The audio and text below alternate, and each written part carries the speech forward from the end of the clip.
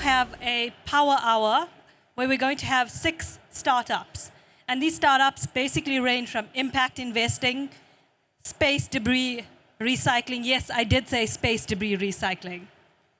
Biomass processing, energy management subscription, and even a platform to plant trees in other countries.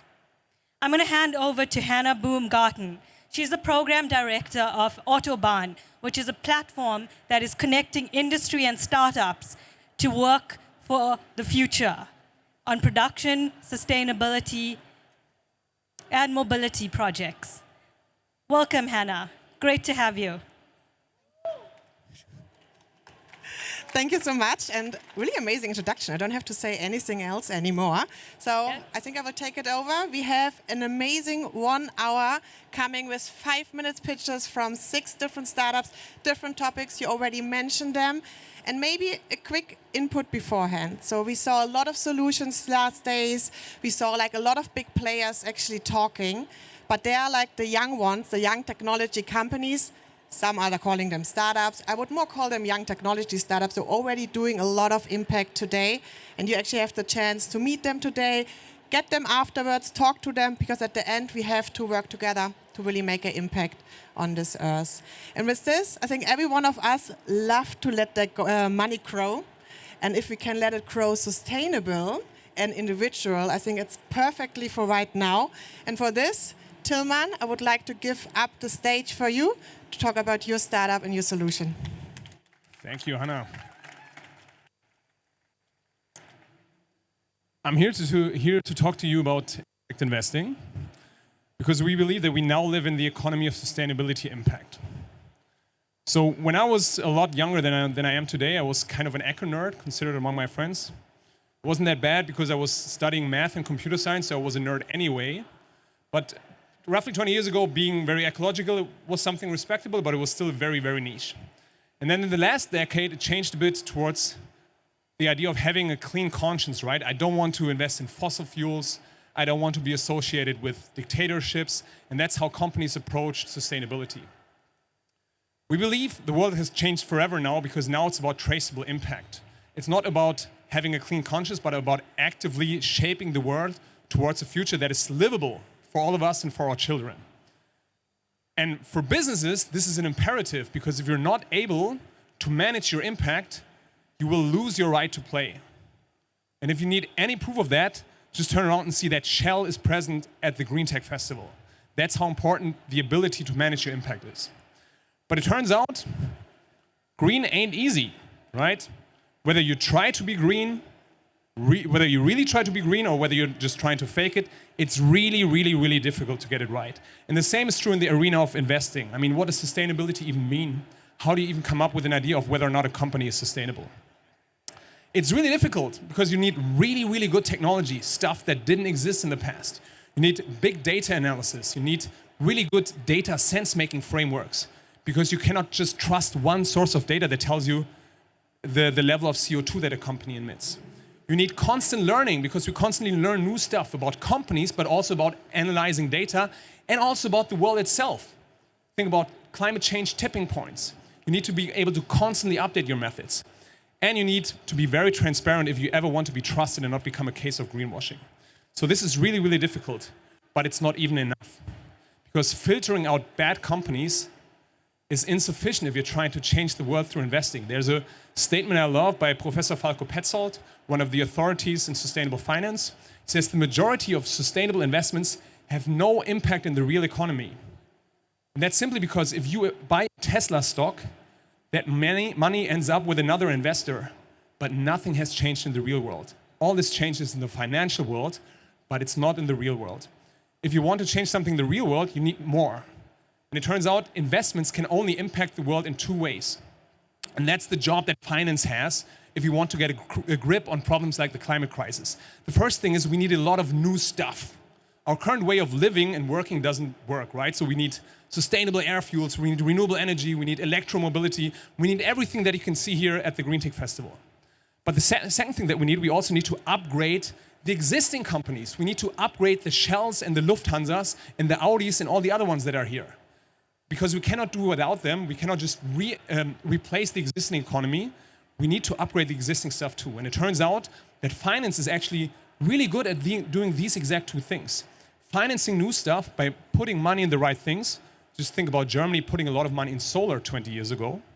But also upgrading existing companies, because in capitalism, the owner of the companies get to say what the company does. And the owners are the shareholders, the investors.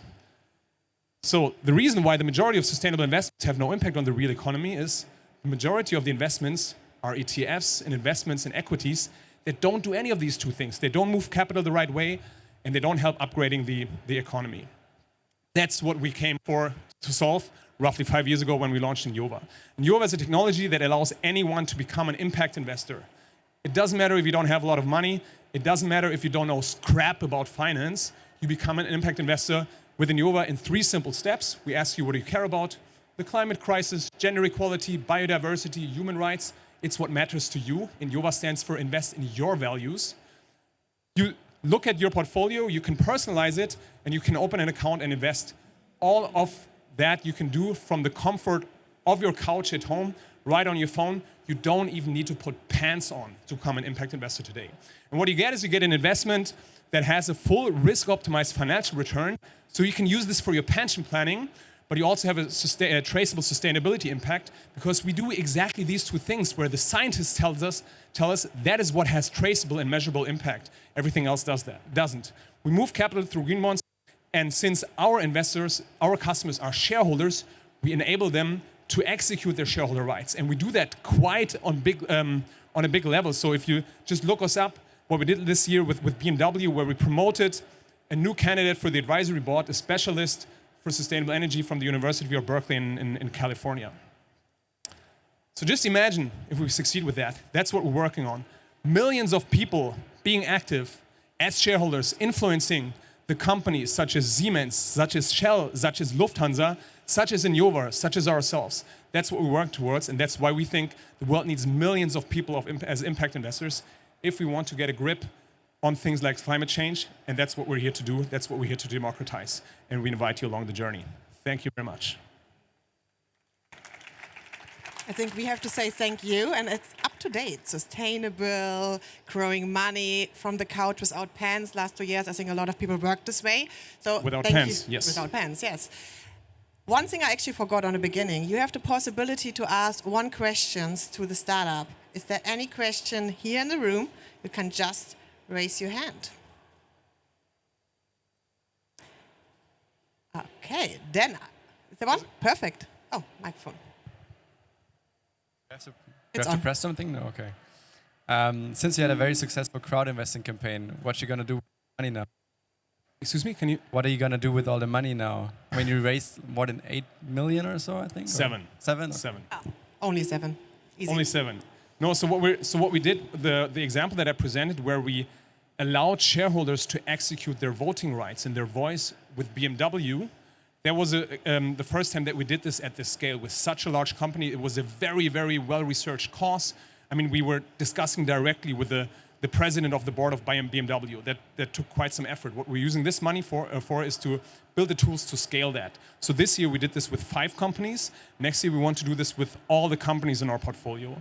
And that would involve some companies where we do it at the level that we did with BMW. And for other companies, it will be a rule-based approach. So for example, if you invest in Yova, your share rights, your shareholder rights, will never vote to entlasten, I forget the English word right now, to relieve the board of a company that has allowed budgets for anti-climate policy lobbying, these kind of things. And those are the kind of tools that we're building with this money. Amazing. So please, everybody, give them a big hand. And thank you very much. Booth is over there, right? So if you Yes. have some money left, you know where to spend it, right? Not spend it, invest it for your own future and all of our future. Sounds amazing. Thank you. Okay, this was already a really good start. And I would say, should we maybe go to space? And you have a lot of cool things with you. And yeah, soon it will actually be really from space. So with this, Frank, take it away. Okay, so my name is Frank, and today I would like to take you on a journey to the stars, right?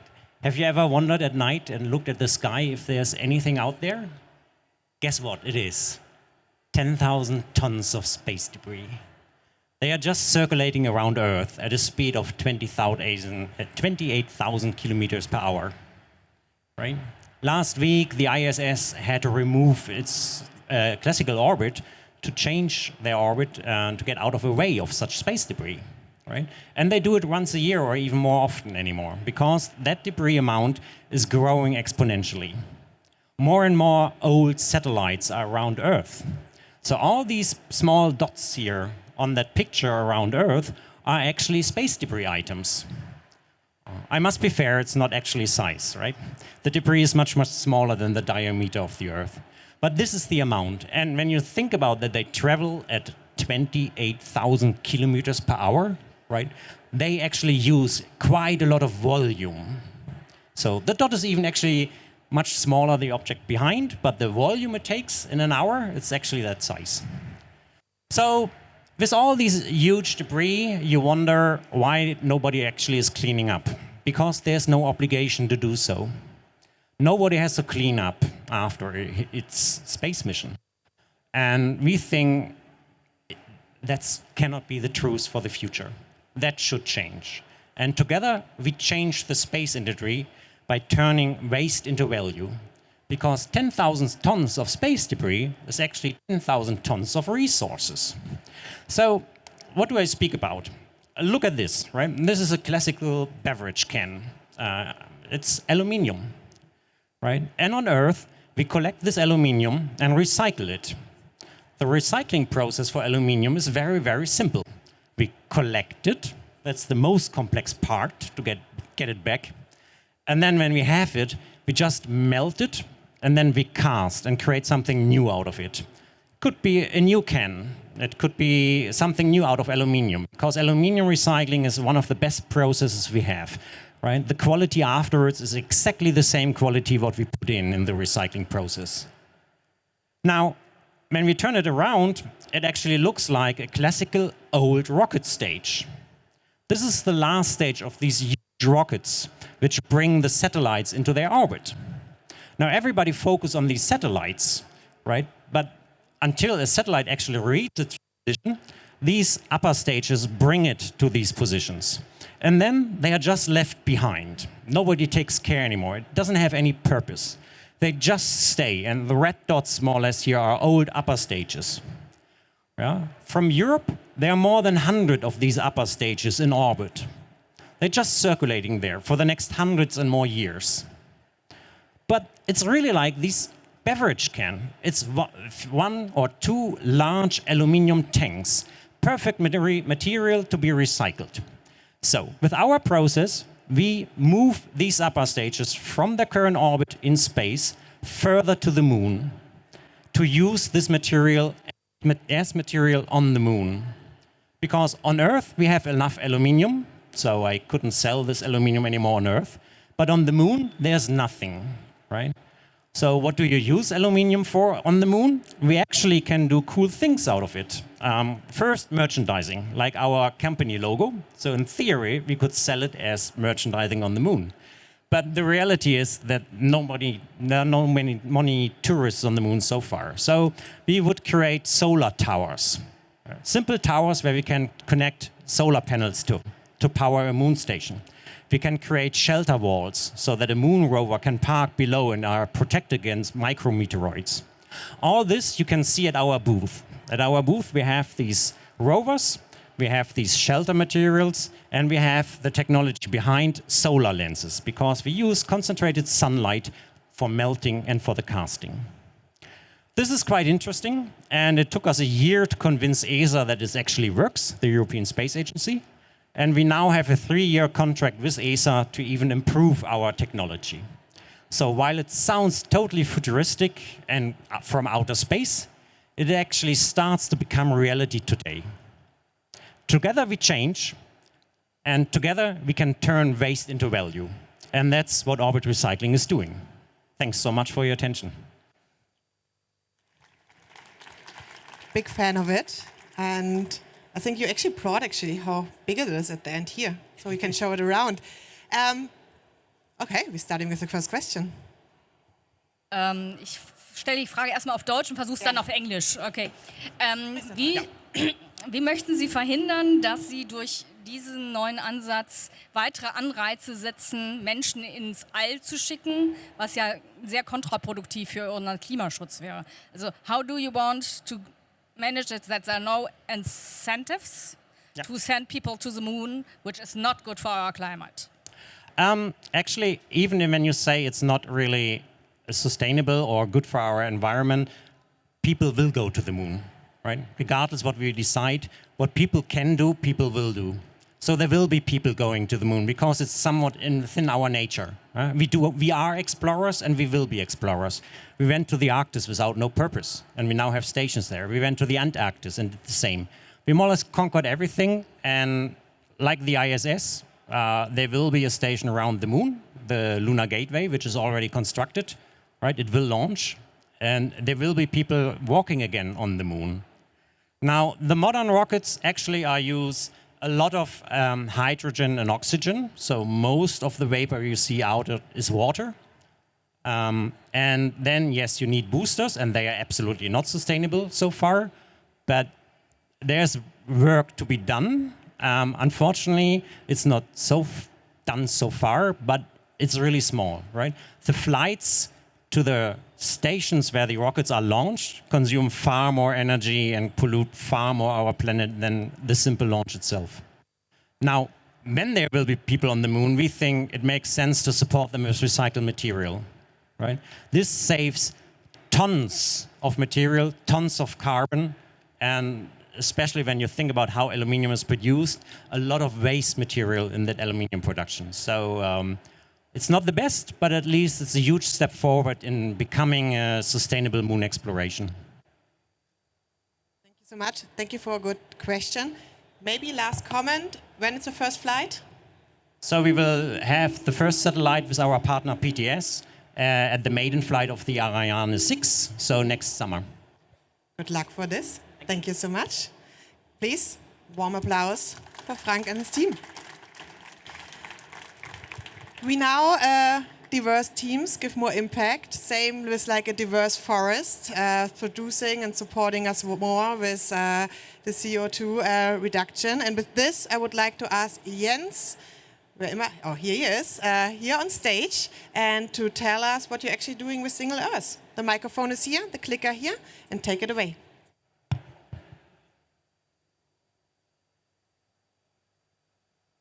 Hi, I'm Jens. I'm Chief Product Officer at Single.Earth, and I'm sorry I'm not that well prepared because I literally came here a few hours notice, so replacing another person. At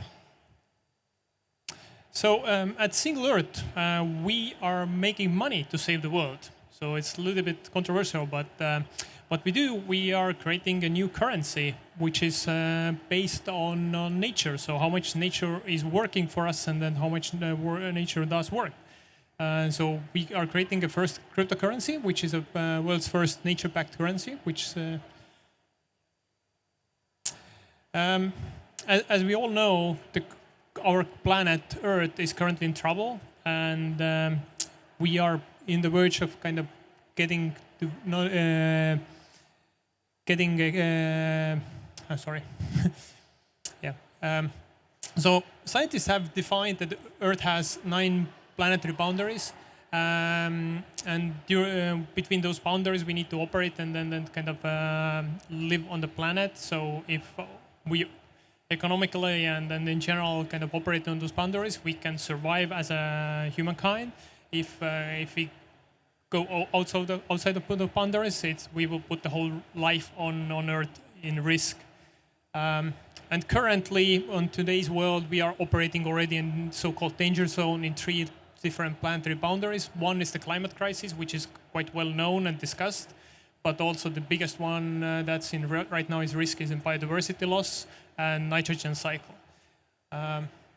So on biodiversity loss, we are in the phase where we are most likely reaching the limit where there's no way back, and nobody knows where the limit is. So we are in the most likely place where some loss in biodiversity in some ecosystem or some loss of some bees or birds can cause kind of permanent damage, but we cannot revert anymore back. So operating in the danger zone means that we are gambling with current, like how we operate our planet in a way that we don't know where the limit is. We just hope it will get better. And the only thing what we can do is we kind of can put all our efforts, like time, money, or our energy to revert that, or like try to operate inside those boundaries. And as we know, we need to do it really, really fast because, like in some phase, there's no way back. What we have built, cryptocurrency called Merit, which is the world's first nature-backed currency. And what we do is we measure how the nature works. So we calculate the CO2 sequestration, biodiversity, other different environmental ecosystem systems. And we monitor our planet, and then according to that, we issue those tokens, which means that it reflects our world's, like our Earth's kind of current nature situation. Merit is a cryptocurrency or token, but it actually is a kind of a nature-based economy where it reflects not the current economical model, but it reflects the current state of our nature.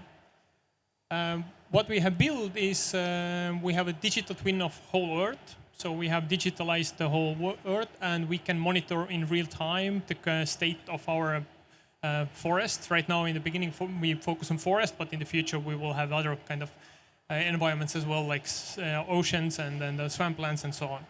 And based on the work that the forest does, we issue tokens, which we then hand over to landowners. So meaning that if the landowners who have forest on their lands keep that intact and don't do the clear cutting, they benefit from on our platform.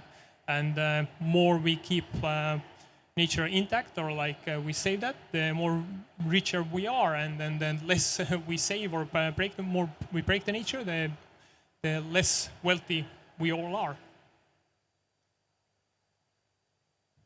Yeah, so we are in quite early stage, but we already have the platform ready for the landowners. So landowners can already join our platform, and then they can start earning Merit tokens. For consumers and businesses, we are most likely opening up during this autumn, hopefully in September. Because we are fintech, we are highly regulated, so that little bit puts kind of limitations on our expansions, but we go step by step, and we have started working on Europe right now and Latin America, and most likely other continents quite soon as well. Single.Earth is a team of 75 people. On our platform, we already have 1 million hectares of lands from landowners. We started minting Merit tokens last week, so we already have 8.5 million Merit tokens minted. This is based on CO2 right now, but we will add other economical or like other things on the platform as well soon. So that's it. Thank you. Thank you so much, and really cool that you jumped in so short notice. I'm already on the waiting list, big fan of the whole concept. Up to you. Any open question? Hi, my name is Clemens Witte from Green Home Now. And yeah, thanks for this great presentation. Sounds like a very good project.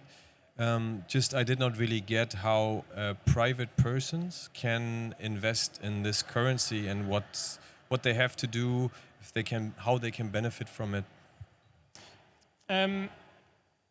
That's a good question. So we are not building only one part of the ecosystem. What we are building the whole kind of life cycle. So as mentioned from the landowners, but also there is a need from the company side or the businesses side to kind of compensate or kind of support this kind of worldview. So there's actually a huge need from the company side to buy those tokens. And this is just one mechanism to kind of transfer the wealth from one party to another. So basically, if you as a private person buy those tokens from the forest owners, you can resell them later or to businesses who need them. Or there are some businesses who start using them as the customer kind of points for their services. So if you buy something from somewhere, the company buys those tokens from us and actually distribute them to their customers. So like airplane miles, for example, instead of having this kind of cloned ecosystem where they cannot resell them on everywhere, we offer them like free market. So I don't know if that answers, but it's a good question, and we have been struggling with that a lot, and then we don't have a clear answer for specific, but we know there's need for such things. Where can people find you later? Later? Or after? I'm most likely staying here, so. Okay, yeah. so if you want to talk more, go after. If you have ideas, I think working together is always the key, so meet after here. Cool, thank you so much. Thank you. Please. Thank you.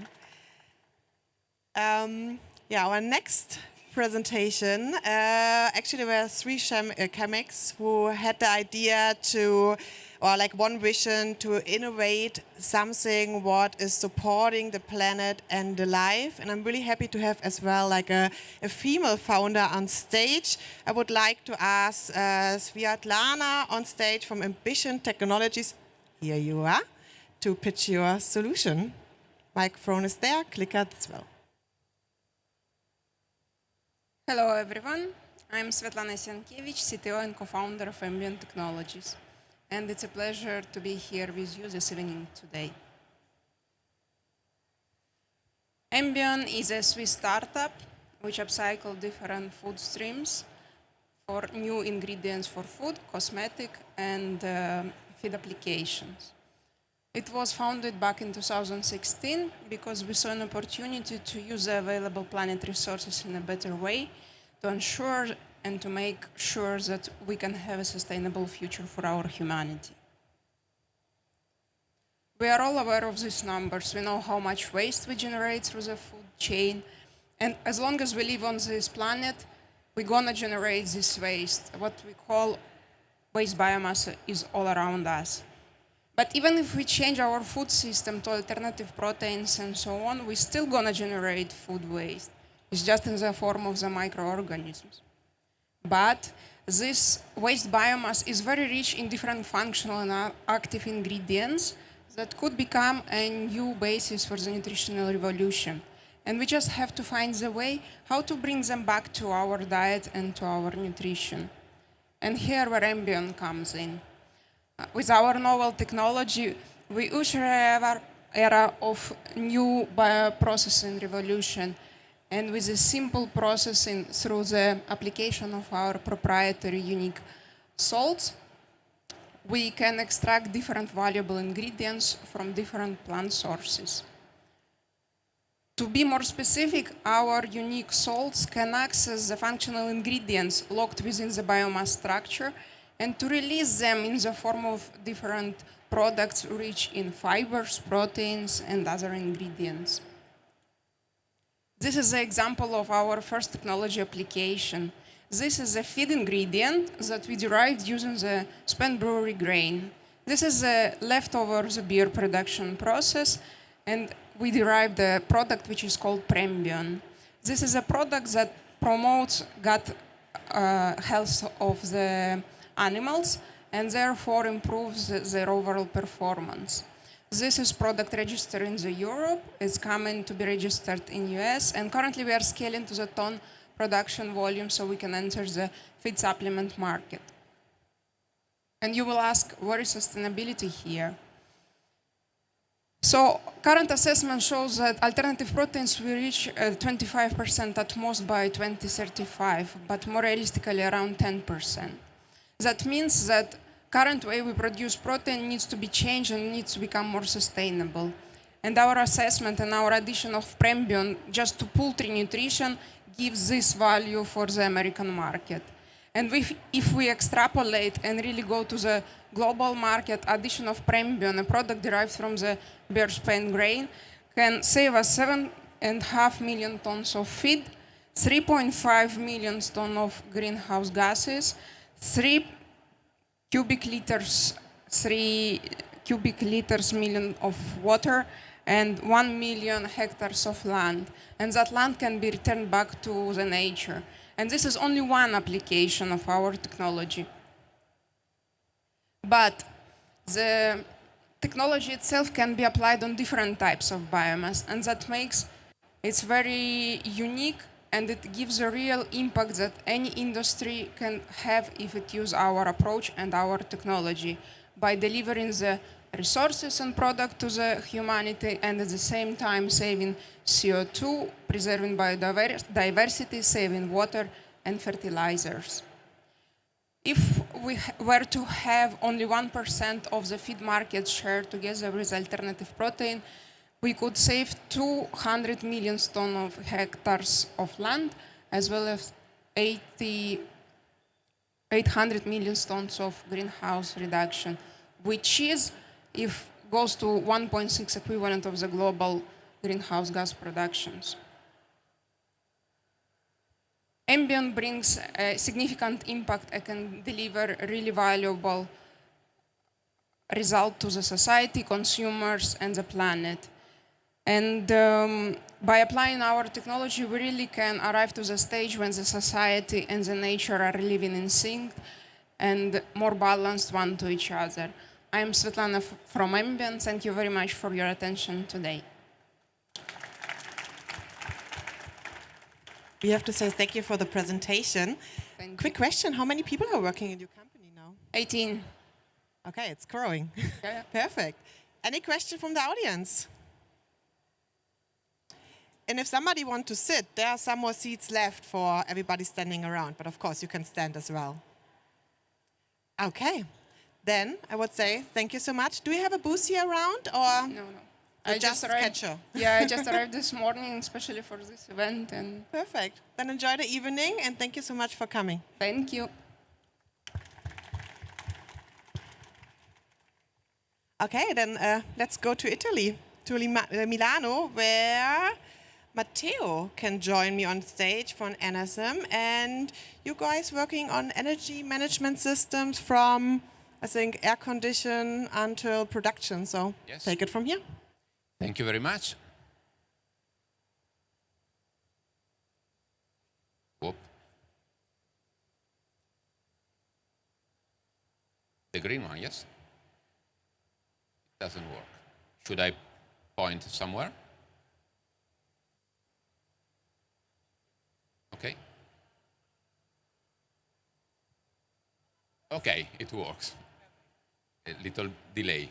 Okay, today I will present a case I'm very proud of, is energy efficiency on the Earth. So we come back on our planet after going to the moon.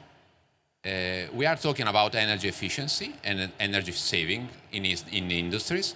I've just put some possible sectors, food, paper and chemical, but it is just an example. Today we will talk about a case in textile industry. When we have to do with plants, we have actually a lot of data from operations, from the energy assets. So how to transform all these data into valuable information, into opportunities?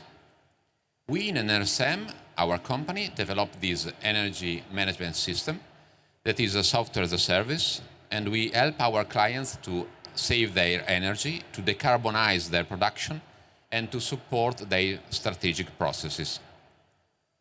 Today I will talk about this example. Gavazzi Tessuti Tecnici is a company that is based near Lake of Como in northern Italy.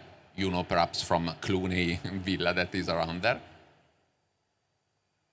Actually they produce technical textile, so the textile that is used for example, in insulation material, insulation panel to give strength to the panel. They export all over the world. They are already involved in energy efficiency and in the renewable projects, but they are very much committed on the issue of sustainability, and they want to do more, also because of their clients are asking them for this effort. Very briefly, there are three main stages of their processes. One is the warping and weave preparation. Then there is the weaving itself. And then finally, the finishing and impregnation with some resins. That then is thermal treated into gas-fired oven. And this is where energy came into this story. Actually, there is a lot of consumption of energy in these ovens. And what is the challenge that we have get? We want to reduce with them the energy consumption and also the waste, the liquid waste from the resin and the water that are used in the impregnation. Then we have to coordinate with their operation. Often when you work into industry, you listen to this sentence. We have been doing this forever. Why we should change something? Why? Because you are telling us it's a process that we have been doing for years. But then we have found here in Gavazzi a very open-minded people. We cooperate with them, and this is crucial. Otherwise, it's impossible to work and to have success if you don't work with people inside the plant. And then we have also to take in a very high attention to the quality of the product, of course, but also some safety objective on the quality of the air inside the plant. So what we did, we reduced let's say, regulate the oven, reducing the extraction rate of the air. We have some technical activity in order to check that everything around was functioning correctly, with particular attention, as I said, to indoor air quality and the flue gases pollution condition. Results are impressive, I think. We were very happy. We got 35% of reduction of gas consumption on the line we work on. That overall on the plant, it means 25% of natural gas reduction. We're respecting all the quality and safety targets that we had. And beside that, we got also results with the project that they had on the water, wastewater, reducing both resin consumption and liquid waste. So that is a very shining example, I think, of circular economy, because they can reuse resin and also water. Finally, my last slide. Here is ENERSEM. We are a spin-off of Politecnico di Milano, that is the major technical university in Italy. We have invested a lot of resources in research and development, and we got in last year a partnership with this Cimberio, that is a valve producer, and together we have developed this Nolval, that is a system, hardware and software, to control HVAC plants. So I finish. Thank you very much. If there is any question now or afterwards, I'm happy. Thank you, Matteo. Really impressive. Oh, wow. This was fast. Okay, go for it. Sorry, me again. Thanks a lot. I would be interested, how do you deal with the fact that normally after energy efficiency measures, there is a rebound effect? So up to backfire, that use again the same amount of energy for other things. It's a little bit complicated, but there's a project in Germany, Meru. They just found out that normally you need the same quantity of energy because you produce more. How do you deal with this fact? Have you something in your project to avoid this fact? Okay. If I get the question, is actually they have decreased this number I gave, 25% on an overall plant, is with the same kind of production. So you are right. If you would increase the production, then proportionally you will get more consumption. But anyway, I think that the important thing is that the energy intensity of this production has been reduced by 25%. But we can go on. Yes, okay? Okay, thank you so much. Thank you Thank much, you. Matteo. Perfect. Quick question. Do you know actually that GreenTech Festival is planting a tree when you got a ticket? Who know about it? One person? This was not a really good communication. I think I saw it in the newsletter, and actually they're doing it together with you guys. So maybe you can come up, you can say what you're doing, and can you maybe as well explain, do we need to do anything that GreenTech is produced, like planting it or not? Yeah? It's already planted? Perfect. What tree do I have? You can check your tree online. I don't exactly know which tree you have. Okay, I will check it out. Cool. So first of all, to everyone, there was a newsletter. Please plant your tree. Redeem the tree code. You can adopt the tree that GreenTech Festival has planted for you. But can I have the slides, please? Thank you. So I'm Jaron from Treedom. We're staying with an Italian company. We're coming from Italy. And I'm here to talk with you about trees, as just said. Thank you. The one question is, we're seeing tree plantings all over, right? Companies, individuals, governments, everyone's planting trees. Millions, billions, trillions. But the real question is, can tree planting indeed save us from climate change? And if so, which trees do we need to plant? Or how much trees do we need to plant? Our answer might surprise you. No, it won't. We believe the tree planting and other nature-based solutions will play a crucial role in the fight against climate change, in the fight for a greener and fairer future. But we all need to do much more. I think it's important to say that beforehand. Having said that, we believe the tree planting can play an important part. And how we tackle tree planting is the one thing I'm going to tell you in the next few minutes. It all started 12 years ago with these two young gentlemen, Federico Garcia and Tommaso Speroni. They've been traveling Africa. And one of those guys, Fede, the one on the left-hand side, has played a game that you might recall, Farmville. And one day he invested $150 in digital sheep and digital trees. His best friend, Tommaso, told him, Fede, we're here in Africa, we're witnessing the disastrous effects of deforestation. And you're planting digital trees? Really? Are you insane? So those young gentlemen connected the dots, and Treedom was born. The first platform where you can plant a tree online and follow the project on the long run. We tackle tree planting with kind of 5 pillars, so let me quickly dive into it.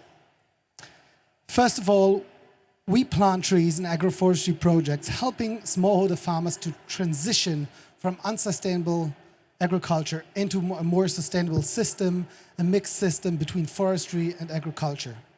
Planting various tree species on one land. So far we have planted in 17 countries, over 200 tree species in 43 project areas. And trees are not only about carbon, they're about biodiversity, about combating soil erosion, about combating desertification. So please, let's shift away from only the carbon perspective. Second pillar, the social impact. As I said, we're planting directly with smallholder farmers and agro-cooperatives. The important thing is that the local population and the communities will benefit from the project in the long run.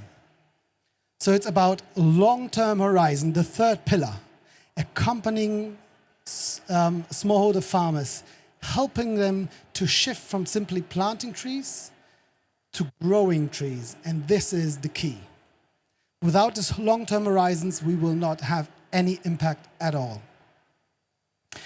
Having said that, that's a very, very brief summary of how we tackle tree planting. We have another 2 pillars, and this is why we're here at GreenTech Festival, because we combine tree planting also with a unique digital accountability and a user experience.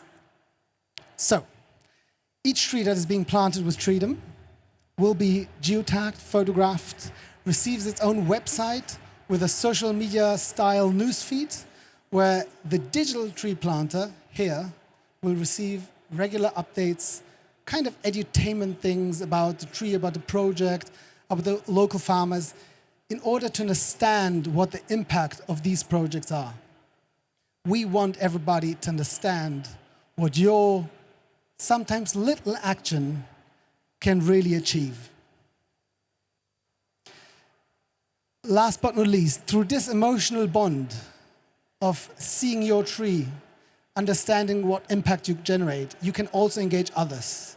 You can gift your tree to others. You can plant a tree and gift it, whether it is your loved ones, family, friends for anniversary, for Christmas, or it is a company gifting trees to their stakeholders just once a year, replacing the branded power bank with a sustainable gift. Imagine if every one of us is just once a year replacing a gift with one of those nature-based solutions. What can we achieve all along? So, can tree planting save the world? Not single-handedly, I promise, but it can play a very important part in the greener future and the fairer future for all of us, helping those communities who are most affected by the effects of climate change and helping them getting along. So I'm looking forward to your questions. Before that, we have planted another 100 trees from you. This is not from GreenTech Festival, this is from us. Get out your mobile phone, scan the QR code, get your free digital tree, and please feel free to give us feedback about the user experience, what we can do better, what might be good. Looking forward to your questions. Nobody has a hand free right now. Sorry. No, for clapping, Sorry, I mean, guys. because everybody's scanning. Let's have the QR code a little bit longer on and use it for the question time. Fine. Hi, I'm Stephanie of Natury. And one of your pictures made me think like it looks like monoculture. Could you explain where you make a difference between monoculture and creating ecosystems, not just lots of trees? Yeah, so that's a very brief introduction. It's not about monocultures. Agroforestry system is creating actually a very traditional form of agriculture in harmony between nature and agriculture. It's planting together on it's integrative land usage, where you plant trees with shrubs, with one-year crops, and sometimes also together with cattle keeping. It's small-scale projects with smallholder farmers. The idea is that you create, again, ecosystems that are being used but in harmony with nature. Much. So everybody, give them a clap. Yeah, thank you so much. Thank you. Thank you. Looking forward to conversations. We have a booth over there. Over there. With Today and tomorrow. With more than one tree. But overall, if you have the newsletter, it was like everything to get ready. If you scroll down, there you actually find a section, and then you can see which kind of tree you have. So everyone should have one, and you can pick which one you would like to have. These were 6 solutions on the solution stage, different perspectives, but you can see already small teams can make a big impact. And I would welcome all of you, get an exchange. These are 6 startups being around, but there are many, many more. See where you can connect them with big players, with small players, and let's work together.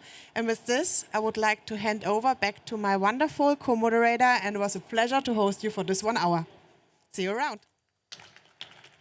Thank you very much, ladies and gentlemen. Unfortunately, this is the last session, so we have to say goodbye.